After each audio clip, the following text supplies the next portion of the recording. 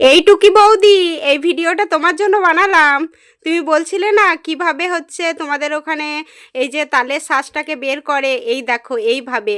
আর বলছিলাম না তাল ঘষার জন্য আমাদের এটা একটা মানে জিনিস আছে যেটাকে তাল ঘষার পরতা বলে। এই দেখো, এটাকে সেই টিন দিয়ে বানিয়ে তার উপরে সেই কাঠ দিয়ে এটা একটা সে মইয়ের মতো করে, দিয়ে এটাকে একটা দেওয়ালের মধ্যে ঠেসিয়ে দিয়ে একটা থালা বা কোনো কিছু পাত্র দিয়ে দেয়, দিয়ে এইভাবে তাল ঘষে। দেখো আমার ঠাম্মি কত সুন্দর তাল ঘষছে, দেখছো?